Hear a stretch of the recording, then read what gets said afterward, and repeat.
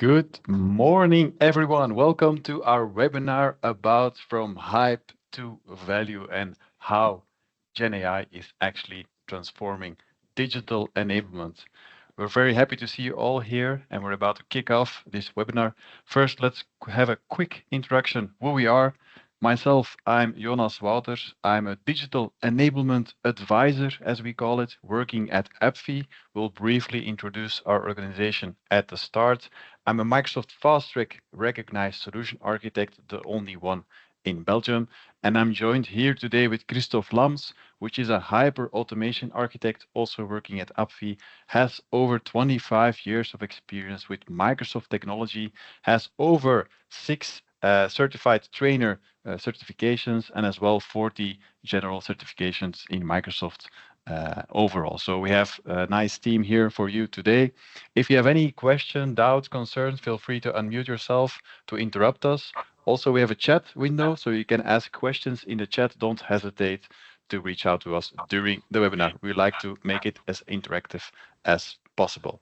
All right, let's go. So first, talking about the organization that we're representing here very shortly, it's AppFi. AppFi is an organization which is focused on the empowerment of people. So we believe that everybody has the power in themselves to make a meaningful impact in an organization. And we're leveraging the Microsoft no-code, low-code technology at organizations to make the enablement a reality.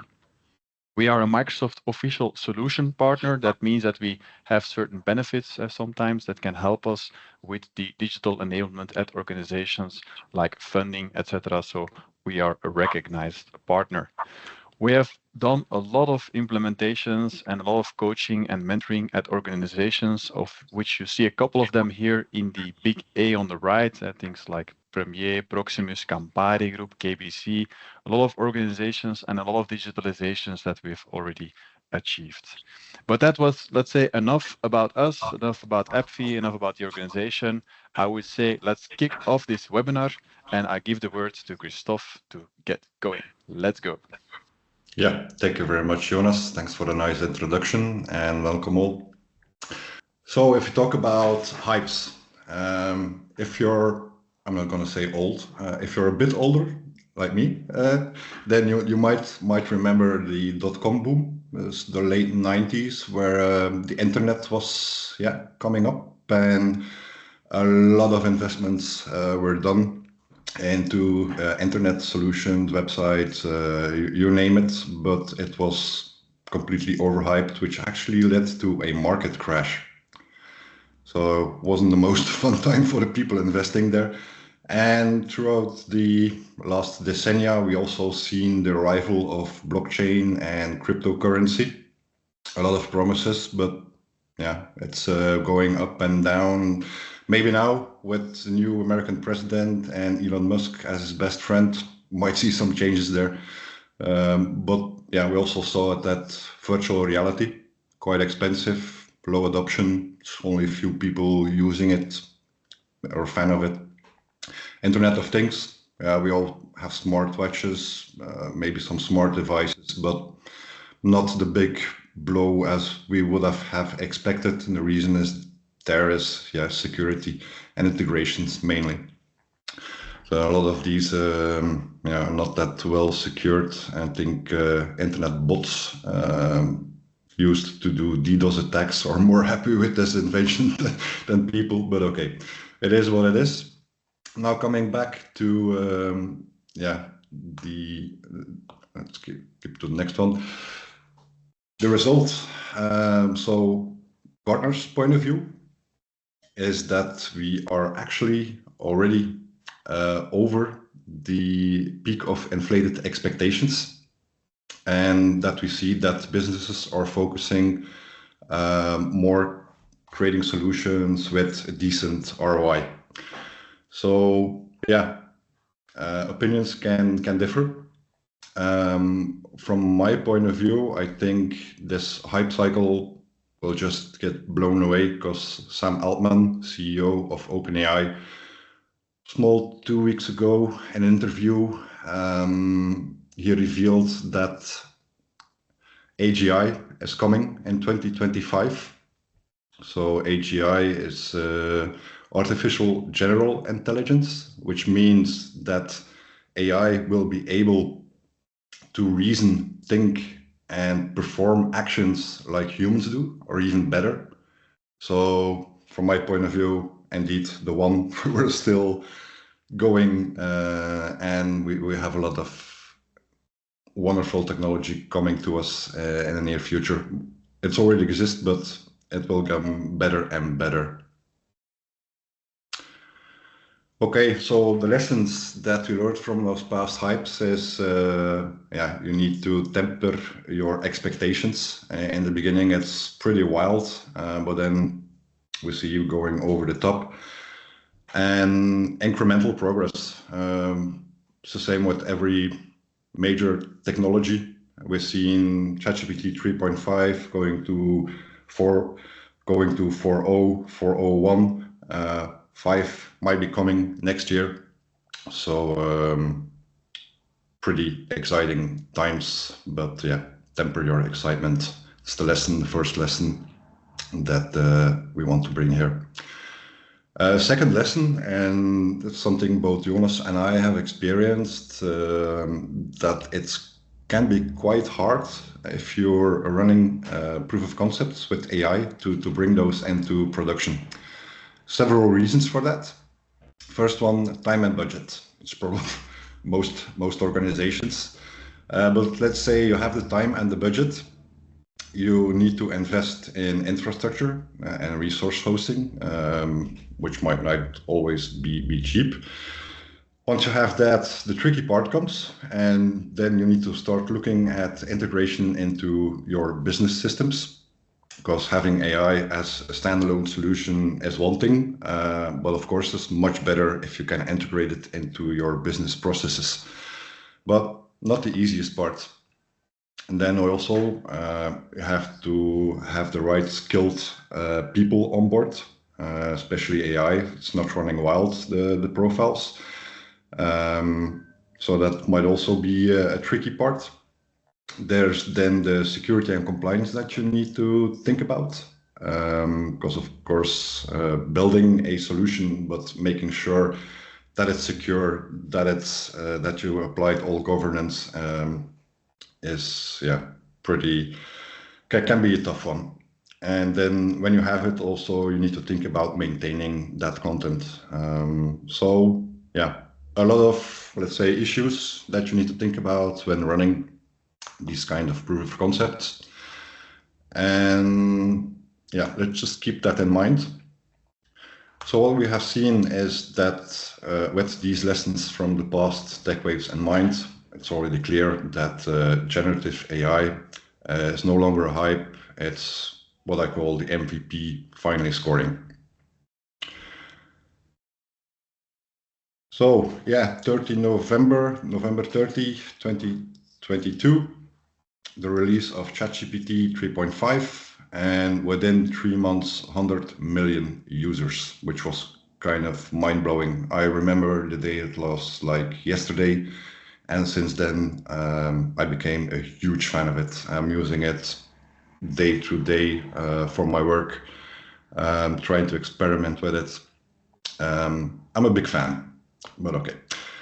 So ChatGPT 3.5, when it arrived, it was mainly about text, generating text, which was pretty awesome. And quickly, market came awake, and we also saw the arrival next to ChatGPT, but also seeing providers like Perplexity, Claude, which are, those three are my personal favorites. It moved on, and then we see that it was becoming better and better in generating images. But at the same time, we also saw that it was used to create music, like Suno AI, for example, Soundro, Mubert. And these are getting better and better over the day. So the nice thing is that you can create those really nice personalized experiences with the GenAI. For example, this complete slide deck is mainly 80% built with AI. not only being built, but also being revised and optimized. So just saying, using those tools to optimize your work, make it more qualitatively, it has become my best friend, the AI assistant. One of my personal favorites is automating repetitive tasks and boosting productivity. That's why we're here. That's what we love. That's what we want. So again, it can do much on its own. But for me, big picture wise, repetitive tasks, automating those, you need integration. And that's what we'll see a little bit further in the presentation. But this can be used for huge productivity gains. Another one I like, I don't see much fuzz around it, but it's actually quite powerful. And that is that you can use it for data analysis and decision making. So for example, premium version of OpenAI, you can upload an Excel sheet with data in it, maybe sales figures, something, doesn't matter what, just throw it to it and you can ask it, give me some recommendations on this, create some charts on this. So pretty powerful. That means that, today it's not only me, but a survey on 31,000 people showed that people actually want AI to make their work easier. And actually, who can blame them, right? So, moving on, Microsoft. As you know, Microsoft, 49% shareholder of OpenAI, of the technology, being the hardware partner exclusively for OpenAI, which means that Microsoft has invested quite a lot of money, a few billions. I lost count, it's crazy. So for Microsoft, they also have seen the light, and from the very beginning, they have started with integrating AI into their complete ecosystem. Not only the software, but also the hardware, as you might know. So for Microsoft itself, it's Copilot all the way.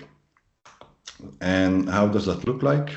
It looks like this. So a huge Copilot everywhere. But what we are going to focus on today is actually the developer part.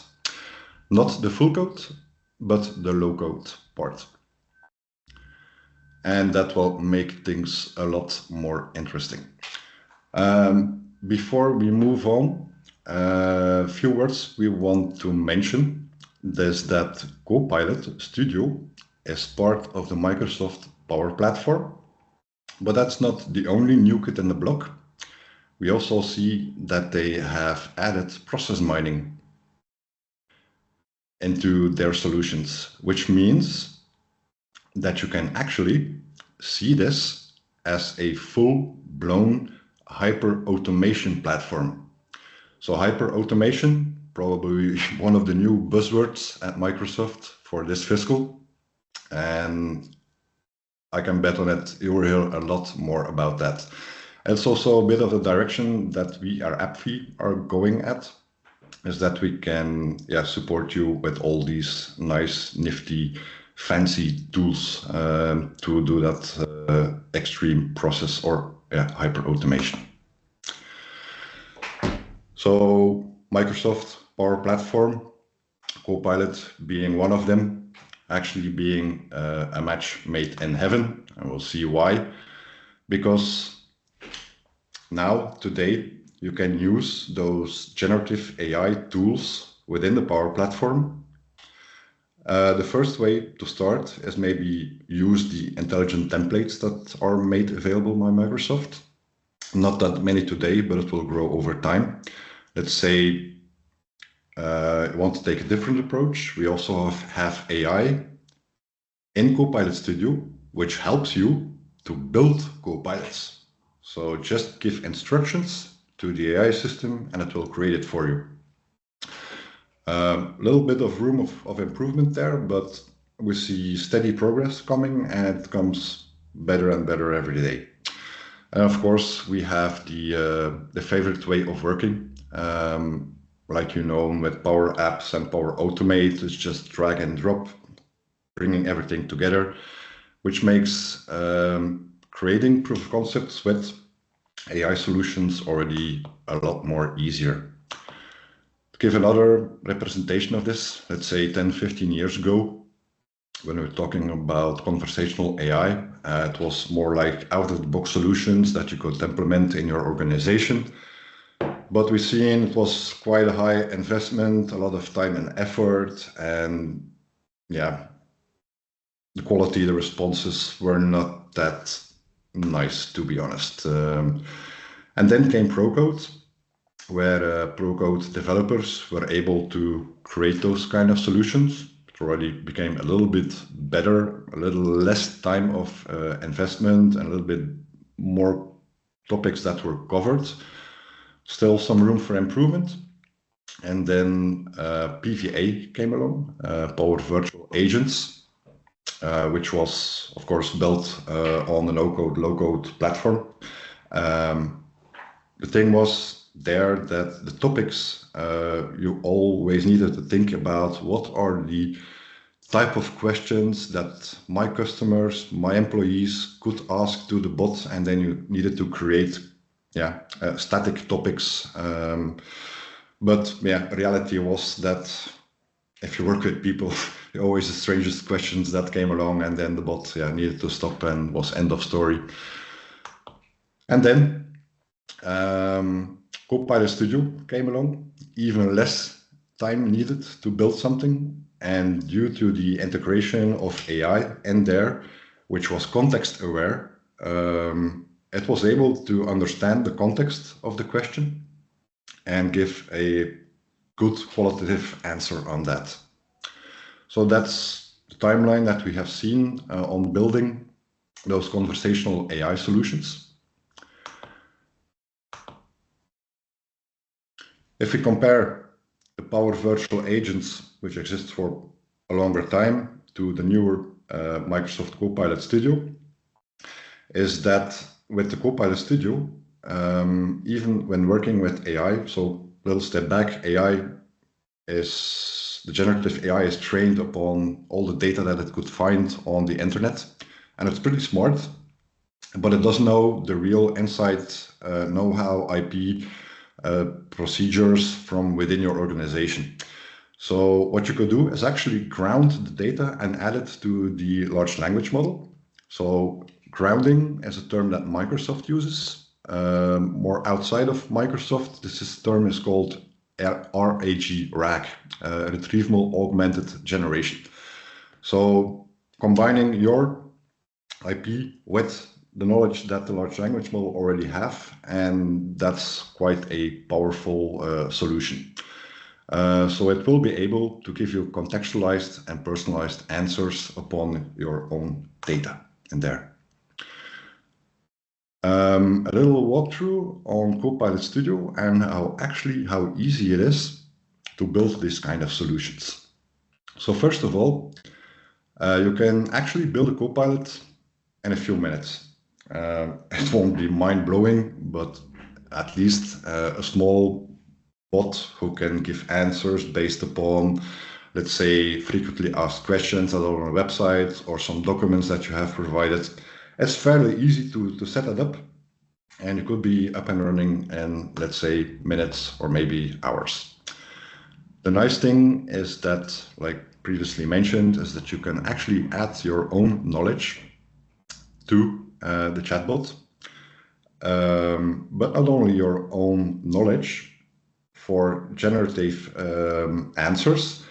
The thing is, if you can interconnect it with APIs of the rest of your application ecosystem within your organization, is that you don't only have conversational AI, but also actionable AI.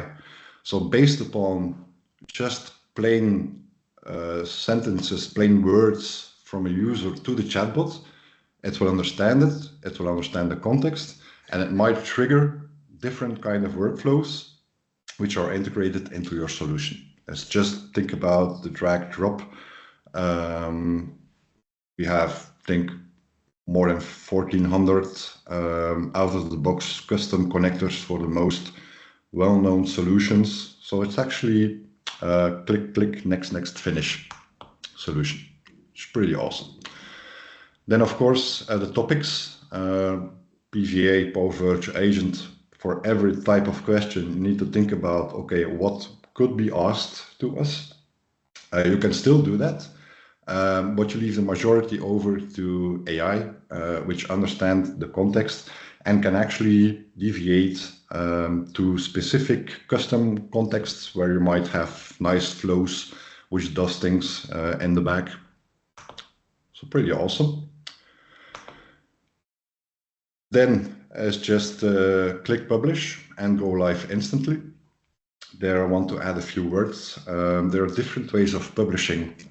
So for example, if you get a license from Microsoft 365 Copilot, Microsoft 365 Copilot, you also have a license available to use Copilot Studio. So that's included. The only downside with this approach is that you can only publish it to teams. So that's something you need to keep in mind.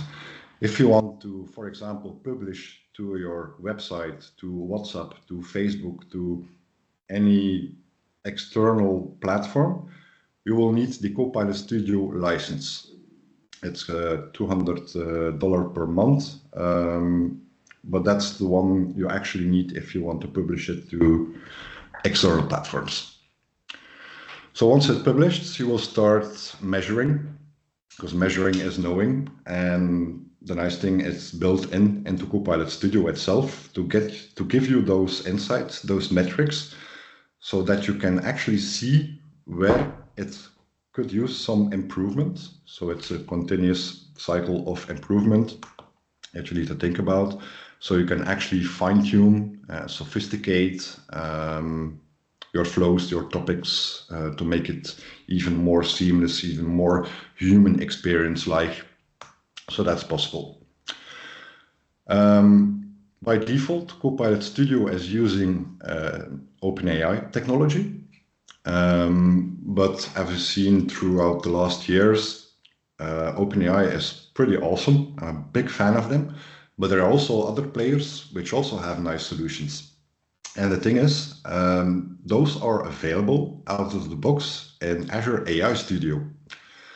So from there, you can deploy the models that you want and actually link them, drag and drop again, to Copilot Studio.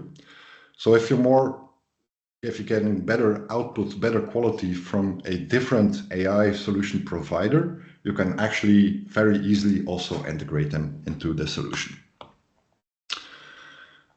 That's it. Let's have a small talk about the business value. Of course, we want to boost operational efficiency. We want to drive revenue growth, but we all know,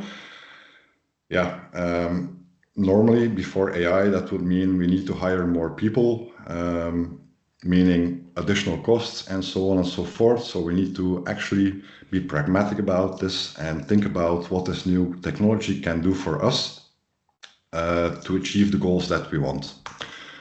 So let's see what a few other customers has done. So actually already tens of thousands of businesses using Copilot Studio today, and they're using it from agents to provide external support, to agents that provide employee-facing experiences, or to agents that help with partners. And it's actually all built with Copilot. Let's look at a few examples. PayPal, big player, more than 40,000 employees internally, and they have built an AI assistant with Copilot to serve their employees in terms of IT, HR, payroll, and legal. They have added a few data sources to it, which is SharePoint, ServiceNow, as ITSM system, and the frequently asked questions from their website. The benefit from them was that if they creating full code solutions, it would take them up to 6. And now with Copilot Studio, they can actually reduce it to 8 weeks, meaning they have a support cost reduction of 15% in HR and 10% in IT. It sounds small, but if you translate that to 41,000 employees, that's huge. Another example, we all like to have a beer. So AB InBev, now HQ in America, they have their salespeople doing outbound calls to 1 million of their customers, 1 million. And their goal was to actually convert leads to customers. And they succeeded with doing that because the cost effective has grown with 9%. So 9% more sales just by using AI with their salespeople. So the salespeople get a lot of interesting information about their customer or their lead, which they can use in conversations. So again, huge benefit. If you can increase your sales with 9%, that's not nothing.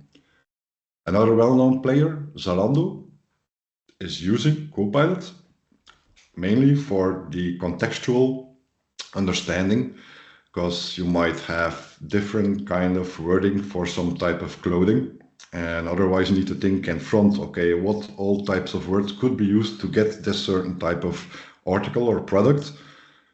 That gets a lot smoother with AI.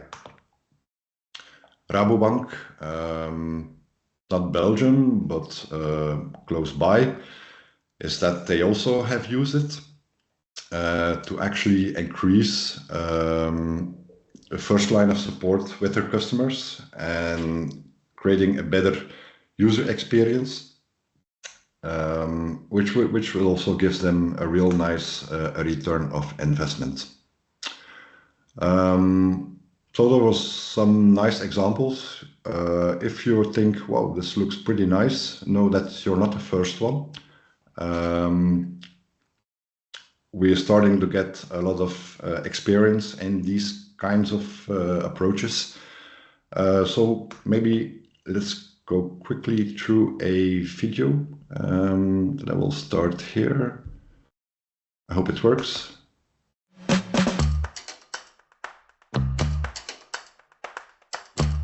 With generative AI and a powerful dialogue builder, Microsoft Copilot Studio lets you create your own conversational experiences and make them available wherever users are across multiple channels. Click to create a Copilot and describe what you want it to support,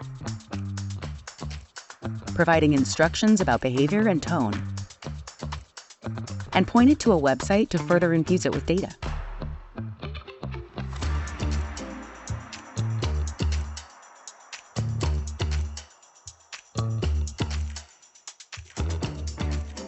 That's it. In just these simple steps, your Copilot is instantly capable of rich, multi-turn conversations. Since Copilot Studio is a full end-to-end SaaS with no infrastructure to deploy or maintain, you can easily publish this to your support site or other channels like Microsoft Teams, so your customers or employees can use it quickly.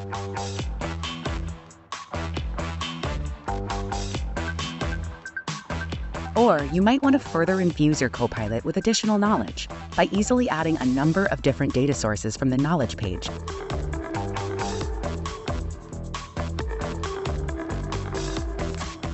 Including documents, SharePoint sites, Dataverse, and data from your CRM and ERP systems. Copilot authors no longer need to build and curate hundreds of dialogues for every question a user may ask. Just add your knowledge, your actions, and your topics, and your Copilot will do the rest. Copilot Studio can also extend and customize Microsoft Copilots, like Copilot for Microsoft 365, Copilot for Sales, and Copilot in Dynamics 365 Customer Service, enabling personalized, company-specific use cases with access to back-end systems that Microsoft Copilots don't have existing access to.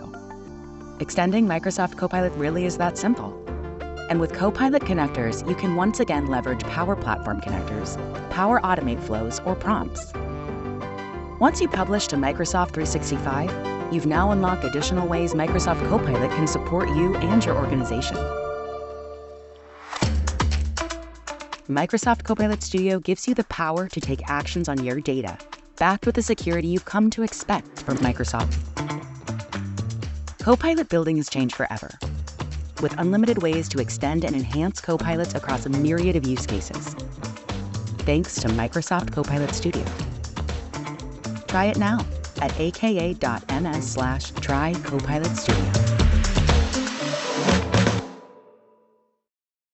Yeah, the Try Copilot Studio is free for 30 days, and you can extend it with a additional 30 days. So if you want to get your feet wet or your hands dirty, whatever, you can actually start trying that. And you will see it's quite intuitive to work with. You will get good results quite fast. And from there, might get the additional hunger on getting more solutions, getting deeper, giving more, pushing to more channels, whatever.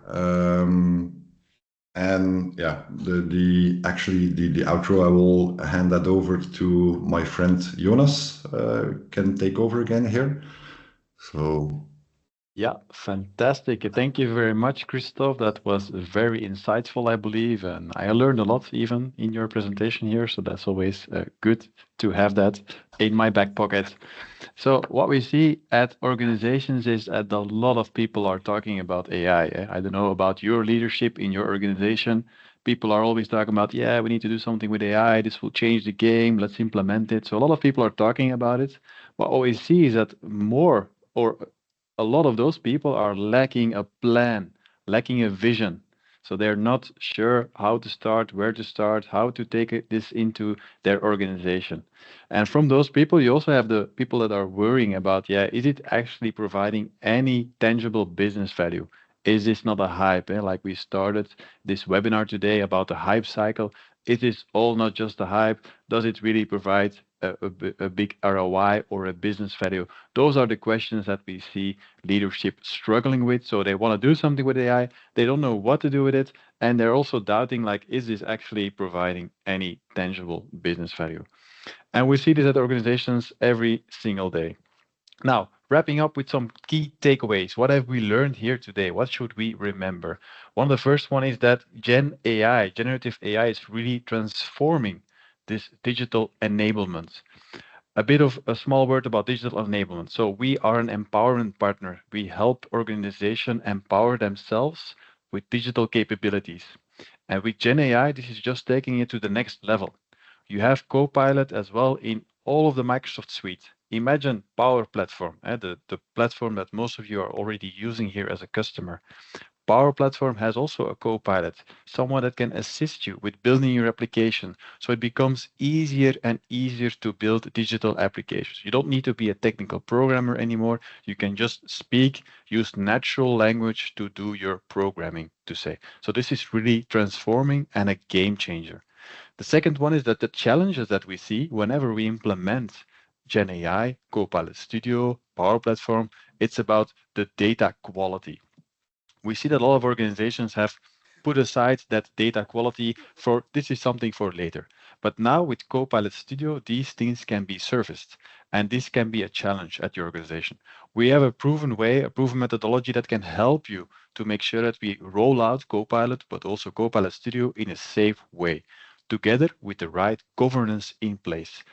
We know that IT is as well, let's say, a bit scared, reluctant of just implementing, enabling Copilot. And this is a very valid point. The governance need to be put in place. And this is where we can help define the governance which is most appropriate. Not overdoing it, but also not underdoing it. So finding the right balance. And last but not least is the upskilling of workforce. This is the one that's underestimated the most. It's just like, okay, here's your Copilot, go play with it. We expect everybody to know how to work with it, and it will all be fine. Well, I can tell you it won't be fine. It's very important to be upskilled, to know and to understand what are the capabilities of your Copilot, but also what are the limitations. So very important from an adoption, change management perspective is the upskilling area. Then the last one is the fact that the GenAI use cases are really disrupting industries and driving innovation. We always say to customers, like, don't wait. Start with GenAI now. Think about those use cases. Think about those digital innovation capabilities that you can do. Think about that hyper automation that we talked about. These are the things that really change industries and that will, yeah, change how we do businesses. So don't be left behind and get going right now. Now, how do we do this at organizations? We actually have a three-step simple approach. We like to keep it simple at organizations. One, two, three. First one in our digital enablement journey is to showcase the potential value. We see a lot of organizations that are doubting the value of this Gen AI, but also sometimes of the Power Platform, also sometimes about digital enablement. Can my business provide actual value to the organization if we give them the tools? And this is something we prove together in a showcase period. In that showcase period, we define together the ambition of your organization. And in a short amount of time, we will prove you that a lot of business value is actually waiting to be uncovered. After we have done that, this provides us a sufficient buy-in to go further, to define a more broader vision, a more broader strategy in your organization. Like we showcase, look, this is the potential. Now, supported by a broader vision and a bigger strategy, we will then go to the third phase to evangelize and scale this through your organization, step by step at everybody's own pace. One example that we recently are doing was for Colruyt Group, the one that you all know as an organization. So that's a good customers of ours, and they went along with this digital enablement journey. And to give you a rough idea, the showcase a potential business value provided us a return of investment of 1 million in 3 years. Going to say that again. So 1 million in 3 years in a limited showcase period.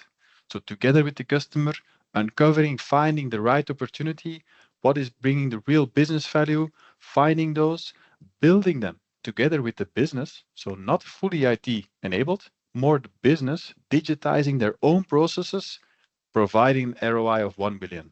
For me, that's mind blowing. So this is the first phase we always advise people to get started with, and also something we would like to advise you to get started with today. We have a one-time offer for webinar participants like yourselves listening here in this webinar. Thank you for sticking until the end. We also hope you find it very interesting and very valuable. We can have a Q&A at the end of the session for sure, but don't hesitate to book a slot. You can scan this QR code, which directly goes into my agenda, and we can schedule a free exploration session to, let's say, understand what's the potential in your organization of digital enablement. We even have, we call it a digital enablement ROI calculator, so return on investment calculator. And based on some simple questions in that conversation, we can actually give you an idea of the potential in your organization. Again, like Colruyt Group, the 1 million area aspect, let's see what it means for your organization. What's the potential? We can do that by asking a couple of simple questions. Based on our experience, we can guesstimate the value of a digital enablement. So again, don't hesitate, scan the QR code right now, book something in my agenda. Let's have an open conversation, no strings attached. You can also email me, jonaswouters@appfi.com, as you see there on the bottom left. So that leaves me to thank you, everyone. Thank as well, Christophe, for this useful first part or middle part, let's say. Thanks very much. Thank you, everybody, for being available. We know time is precious, so it was good to see you all here in this webinar. Again, feel free, don't hesitate to scan the QR code and to have a next step. And now we can have an open conversation, a bit of a Q&A session to wrap up this webinar. Thanks again. I'll leave the mic open to the people here, and let's have a small Q&A.